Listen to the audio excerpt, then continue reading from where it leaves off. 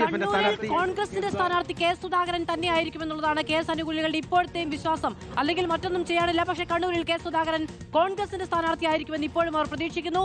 അതിനിടയിൽ നിർണായകമായ ഒരു തീരുമാനമുണ്ടാകുന്നു. കെ സുധാകരൻ മാധ്യമങ്ങളെ കാണും. നോബിൾ മാരിക്കാരൻ വിവരങ്ങളുമായി. നോബിൾ, എപ്പോൾ?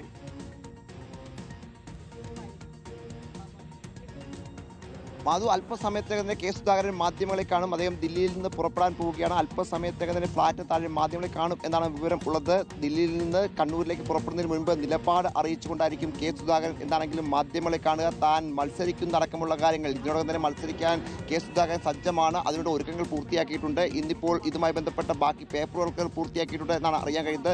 സുധാകരൻ അല്പസമയത്തേക്ക് തന്നെ ഫ്ളാറ്റിന് താഴെത്തി ജനങ്ങളെ മാധ്യമ പ്രവർത്തകരെ കണ്ടുകൊണ്ട് തന്റെ നിലപാട് അറിയിച്ച ശേഷം കണ്ണൂരിലേക്ക് പുറപ്പെടും എന്നാണ് ഇപ്പോൾ വിവരം ഉള്ളത്. സുധാകരൻ ഉടൻ തന്നെ മാധ്യമങ്ങളെ കാണും എന്നാണ് അറിയാൻ കഴിയുന്നത്. മാധു, നോബൽ വാരിക്കാരനാണ് വിവരങ്ങൾ നൽകുന്നത്. പി ആർ സുനിൽ കൂടി നമ്മളോടൊപ്പമുണ്ട്. സുനിൽ, സംസ്ഥാന വ്യാപകമായ അതിന് പ്രതിഫലനമുണ്ടാകുമെന്നാണ് കെ എസ് ബ്രിഗേഡ് പറയുന്നത്. 15 ഇടങ്ങളിൽ സ്വതന്ത്ര സ്ഥാനാർത്ഥികൾ ഉണ്ടാകും. പാർട്ടി പ്രഖ്യാപനം അടക്കമുള്ള കാര്യങ്ങളുമായി മുന്നോട്ട് പോകുമോ?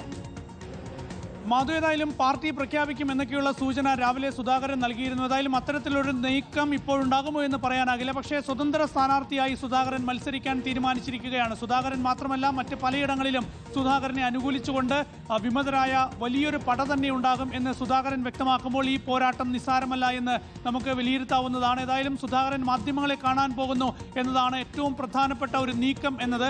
ഈ മാധ്യമങ്ങളെ കാണുമ്പോൾ സുധാകരൻ എന്ത് പറയും? കഴിഞ്ഞ 2-3 ദിവസങ്ങളിലായി സുധാകരന്റെ വാർത്താ സമ്മേളനം നടക്കും എന്ന് പ്രതീക്ഷിച്ച് മാധ്യമങ്ങളൊക്കെ തന്നെ കാത്തുനിന്നിരുന്നു. അപ്പോഴൊക്കെ തന്നെ വാർത്താ സമ്മേളനം നടത്തരുത് എന്ന് അഭ്യർത്ഥിച്ചുകൊണ്ടാണ് രമേശ് ചെന്നിത്തലയെ പോലുള്ള നേതാക്കൾ ഇടപെട്ടത്. ഇതേ തുടർന്ന് വാർത്താ സമ്മേളനം പലതവണ മാറ്റിവെക്കുകയായിരുന്നു. ഹൈക്കമാൻഡിൽ നിന്നുള്ള ഇടപെടലിനെ തുടർന്നും വാർത്താ സമ്മേളനം മാറ്റിവെച്ചിരുന്നു. പക്ഷേ ഇപ്പോൾ സുധാകരൻ മാധ്യമങ്ങളെ കാണാൻ പോവുകയാണ്. ഏറ്റവും ഒടുവിൽ മാധ്യമങ്ങളെ കാണുമ്പോൾ തൻ്റെ പേര് സ്ഥാനാർത്ഥി പട്ടികയിൽ ഇല്ല എന്ന് ഉറപ്പായ ശേഷമാണ് സുധാകരൻ മാധ്യമങ്ങളെ കാണാൻ പോകുന്നത്. അതുകൊണ്ട് സുധാകരൻ എന്ത് പറയുന്നു എന്നത് വളരെ പ്രധാനപ്പെട്ടതാണ്.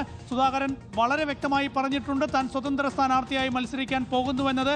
മത്സരിക്കാനുള്ള എല്ലാ തയ്യാറെടുപ്പുകളും സുധാകരൻ നടത്തിക്കഴിഞ്ഞു. അങ്ങനെ എല്ലാ തയ്യാറെടുപ്പുകളും നടത്തിക്കഴിഞ്ഞ ശേഷമാണ് ദില്ലിയിൽ നിന്ന് കണ്ണൂരിലേക്ക് പോകുന്നത്. കണ്ണൂരിൽ പോയി നേരെ പത്രിക നൽകുമെന്ന് സുധാകരൻ പറയുന്നു. സുധാകരനെ അനുകൂലിച്ച് ഇപ്പോൾ തന്നെ കണ്ണൂരിൽ നിന്ന് വലിയൊരു വിഭാഗം പാർട്ടി പ്രവർത്തകരും അണികളുമൊക്കെ തന്നെ രംഗത്ത് വന്നിട്ടുണ്ട്. മാത്രമല്ല, മറ്റ് പലയിടങ്ങളിലും സ്വതന്ത്ര സ്ഥാനാർത്ഥികളായി ഒരുപാട് പേർ ഉണ്ടാകും എന്നുകൂടി സുധാകരൻ പറയുമ്പോൾ ഈ നീക്കം ചെറുതല്ല. എന്താണ് സംസ്ഥാന നേതൃത്വത്തിന്റെ കോൺഫിഡൻസ്? സുധാകരൻ സ്വതന്ത്രനായി മത്സരിച്ചാലും കുഴപ്പമില്ല, ഒന്നും സംഭവിക്കില്ല എന്ന തീരുമാനത്തിലേക്കും വിശ്വാസത്തിലേക്കും എങ്ങനെ സംസ്ഥാന നേതൃത്വം എത്തി? തീർച്ചയായും സുധാകരൻ പോകുന്നെങ്കിൽ പൊക്കോട്ടെ എന്നൊരു നിലപാടിലേക്ക് അവസാനം സംസ്ഥാന നേതൃത്വം എത്തുകയാണ് എന്ന് തന്നെ നമുക്ക് പറയാം. പക്ഷേ അത്തരമൊരു കോൺഫിഡൻസ് എന്തുകൊണ്ടാണ് എന്ന ചോദ്യം വളരെ പ്രസക്തമാണ്. കോൺഗ്രസിനെ സംബന്ധിച്ച് അത്ര അനുകൂല സാഹചര്യം കേരളത്തിലില്ല എന്നത് നമുക്ക് വളരെ വ്യക്തമായി തന്നെ അറിയാം. UDF-നും അത്ര അനുകൂല സാഹചര്യമില്ല. അങ്ങനെ ഒരു സാഹചര്യത്തിൽ പോലും സുധാകരന്റെ കാര്യത്തിൽ ഒരു അനുകൂല തീരുമാനം വേണ്ട എന്നൊരു കടുംപിടുത്തമാണ് സംസ്ഥാന നേതൃത്വം സ്വീകരിക്കുന്നത്. ഏതായാലും സുധാകരൻ പോയാലും കേരളത്തിൽ വിജയിക്കാൻ കഴിയും എന്നതാണ് കോൺഗ്രസ് വളരെ വ്യക്തമായി വിശ്വസിക്കുന്നത്. പക്ഷേ അത് എത്രത്തോളം ഗുണം ചെയ്യും എന്ന കാര്യം നമുക്ക് കാത്തിരുന്ന് കാണണം. കെ സുധാകരൻ കണ്ണൂരിൽ മത്സരിച്ചാൽ തീർച്ചയായും അത് കണ്ണൂരിൽ മാത്രമല്ല മറ്റ് ജില്ലകളിലുമൊക്കെ തന്നെ അതിൻ്റെ സ്വാധീനമുണ്ടാകും, ഗുണമുണ്ടാകും എന്നാണ് AK ആന്റണിയെ പോലുള്ള നേതാക്കൾ ഹൈക്കമാൻഡിനെ ഇന്ന് രാവിലെ നടത്തിയ ചർച്ചയിൽ ധരിപ്പിച്ചത്. പക്ഷേ അത് വിശ്വാസത്തിലെടുക്കാൻ, അത് അംഗീകരിക്കാൻ ഹൈക്കമാൻഡ് തയ്യാറായിട്ടില്ല. കേരള ഘടകം നേതാക്കൾ തയ്യാറായിട്ടില്ല. ഏതായാലും കെ സുധാകരനും നേരത്തെ അടൂർ പ്രകാശുമൊക്കെ തന്നെ മുന്നോട്ട് വെച്ച ഒരു നിലപാട് എന്ന് പറയുന്നത് ഇവർ മത്സരിക്കുന്നതിലൂടെ കേരളത്തിലെ ഈഴവ വിഭാഗത്തിന്റെ വോട്ട് കോൺഗ്രസിന് വലിയ തോതിൽ അനുകൂലമായി വരും എന്നതാണ്.